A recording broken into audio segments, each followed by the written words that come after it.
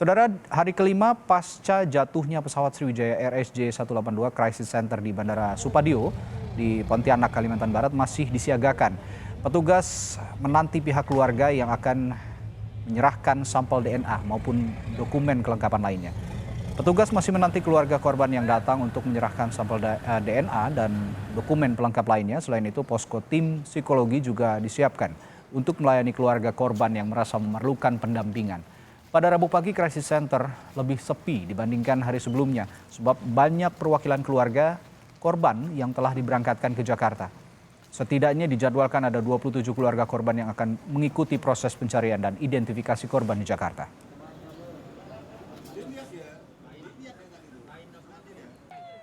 Lalu bagaimana perkembangan proses identifikasi korban kecelakaan pesawat Sriwijaya Air SJ182 di perairan Kepulauan Seribu? Sudah ada jurnalis Kompas TV Dani Saputra di Rumah Sakit Polri Jakarta Timur dan juga ada Dea Citra yang berada di Bandara Supadio Pontianak, Kalimantan Barat yang akan menyampaikan informasi juga dari sana. Namun kita akan ke Rumah Sakit Polri terlebih dahulu dengan jurnalis Kompas TV Dani Saputra. Dani, perkembangan terbaru dari proses identifikasi korban kecelakaan pesawat Sriwijaya Air SJ182 di Rumah Sakit Polri saat ini. Silakan. Ya, selamat siang Radi dan juga saudara. Hingga saat ini Rumah Sakit Polri dalam hal ini tim DVI sudah menerima 112 sampel DNA yang tergabung dari jenazah ataupun bagian tubuh korban yang diterima dari tim pencarian yang berada di perairan Kepulauan Seribu dan juga digabungkan dengan sampel DNA yang dimiliki maksudnya yang berasal dari keluarga korban yang sudah mengumpulkan data antemortem di RS Polri Kramat Jati Jakarta Timur tempat kami melaporkan sekarang ini. 112 itu berasal dari 137 kantong jenazah yang sudah diterima di RS Polri, walaupun tadi di JICT sudah disampaikan bahwa yang ditemukan ini 139 dan juga tentunya 35 kantong properti yang diduga dimiliki ataupun milik dari penumpang pesawat Sriwijaya Air SJ182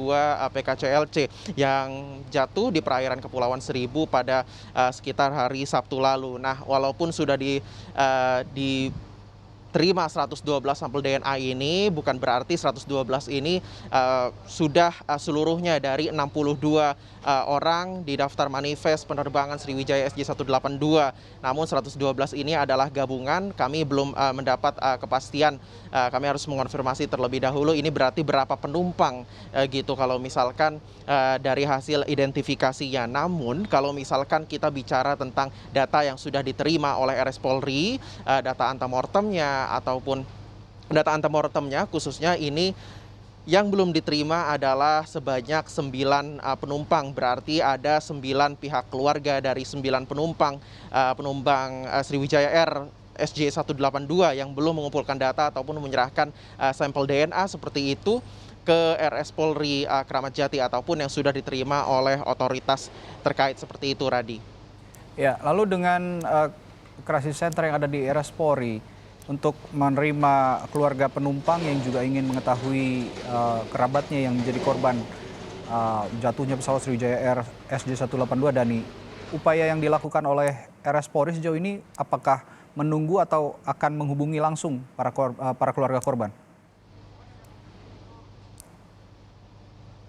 Ya, tentunya hal ini akan dikoordinasikan langsung dengan pihak Sriwijaya selaku pihak maskapai penerbangan. Nantinya ini juga sudah berkoordinasi dengan RS Polri karena tadi dari konferensi pers yang disampaikan oleh tim kepolisian yang diwakili oleh Karopenmas Polri Brigjen Rusdi Hartono bahwa nanti akan berkoordinasi langsung dengan pihak Sriwijaya untuk memanggil ataupun menghubungi ataupun mungkin mencari 9 pihak keluarga korban dari korban jatuhnya pesawat Sriwijaya Air PKCLC dengan nomor penerbangan SJ182. Ini sangat penting sekali, Radi, harus komplit semuanya agar nantinya jadi ini sambil menunggu dari JICT jenazah ataupun barang-barang yang diduga dimiliki oleh penumpang ini nanti datang, maka nanti bisa diidentifikasi, lalu nantinya bisa dilihat proses ataupun diambil sampel DNA-nya, maka dicocokkan dengan data antemortem ataupun data dari pihak keluarga yang sudah dimiliki, bisa dari nanti sampel DNA ataupun sidik jari dari para korban. Nah, kalau misalkan DNA ini nanti tugasnya DVI, namun ini di sini tidak memanfaatkan dari DNA saja, walaupun itu adalah data primer. Data primer lainnya adalah sidik jari. Jadi nanti kalau misalkan ada jenazah yang datang, nanti sidik jarinya bisa langsung diperiksa oleh Inavis yang juga sudah bersiaga di RS Polri Kramat Jati Jakarta Timur ataupun nantinya di tempat crisis center untuk nantinya bisa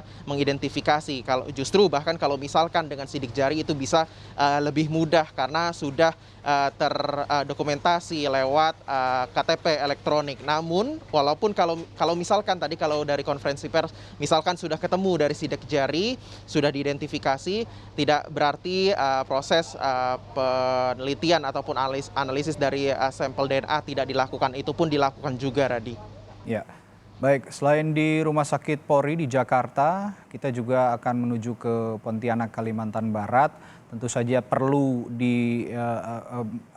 diberikan juga keterangan dari keluarga dari Pontianak, Kalimantan Barat, mengingat tujuan pesawat Sriwijaya Air SJ182 ini akan menuju Pontianak dari Jakarta.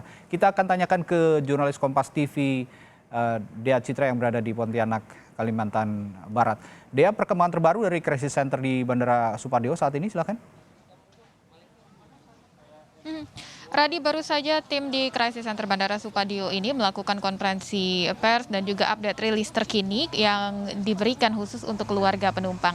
Di antaranya, salah satunya adalah membahas terkait pengambilan sampel DNA. Sebelumnya, tim DVI Polda Kalimantan Barat sudah mengirimkan 21 sampel DNA dari 20 penumpang. 20 penumpang ini merupakan penumpang yang berKTP Kalimantan Barat. Tapi ternyata masih diperlukan satu lagi sampel DNA yang masih harus diambil dari satu orang keluarga korban. Satu keluarga korban inilah yang sampai saat ini masih ditunggu untuk tiba dari Kabupaten Sintang. Dijadwalkan akan tiba siang ini, diambil DNA-nya di Crisis Center Bandara Supadio dan kemudian akan diberangkatkan ke Jakarta bersamaan dengan sampel DNA tersebut. Karena satu keluarga korban ini merupakan keluarga korban dari penumpang terakhir yang akan diambil sampelnya di sini, diperkirakan masih akan ditunggu hingga siang ini begitu. Terkait dengan pemberangkatan keluarga korban ke Jakarta, tadi pihak maskapai Sriwijaya Air juga sudah memperbarui informasi bahwa setidaknya ada 28 orang keluarga penumpang yang mewakili 17 korban yang diberangkatkan ke Jakarta. Terakhir akan diberangkatkan sore ini 7 orang yang akan mewakili 2 orang penumpang. Kalau saat ini pemberangkatan keluarga korban sifatnya adalah sesuai dengan permintaan, jadi kalau ada keluarga yang ingin diberangkatkan maka mereka akan dikirim. Tadi pihak Sriwijaya Air dan juga tim DVI memastikan bahwa jika jenazah teridentifikasi, maka tetap harus ada pihak keluarga korban yang berangkat ke Jakarta.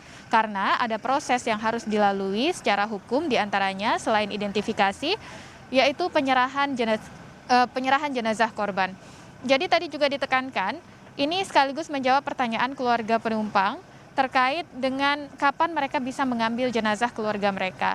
Tadi dijelaskan bahwa ada beberapa tahapan jika jenazah berhasil ditemukan, yaitu yang pertama identifikasi antemortem dan postmortem, kemudian rapat rekonsiliasi, kemudian menghubungi keluarga korban, press release, dan kemudian dirapatkan apakah body part ataupun bagian dari jenazah ini akan langsung dibawa oleh keluarga korban untuk dimakamkan atau pihak keluarga korban masih akan menunggu operasi Basarnas selesai untuk kemudian membawa seluruh bagian dari jenazah korban ataupun barang-barang milik korban yang berhasil ditemukan.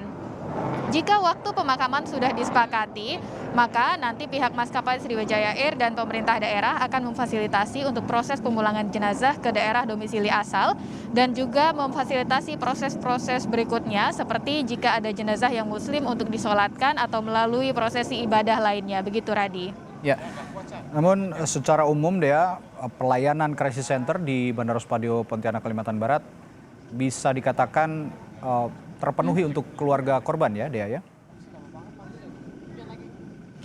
Saya tidak bisa mendengar jelas pertanyaan Anda, tapi jika Anda bertanya terkait layanan yang diberikan kepada keluarga korban, saya bisa katakan sampai saat ini tim gabungan yang ada di Crisis Center ini memang semuanya masih siaga untuk memberikan pelayanan. Salah satunya diantaranya adalah pelayanan psikologis yang dalam beberapa kali pertemuan antara pihak keluarga korban dan juga pihak maskapai bersama Basarnas dan tim lainnya disampaikan memang salah satu yang diperlukan itu adalah bantuan pendampingan psikologis karena memang ada beberapa keluarga korban yang masih benar-benar merasa terpukul atas kepergian orang-orang yang mereka kasihi begitu.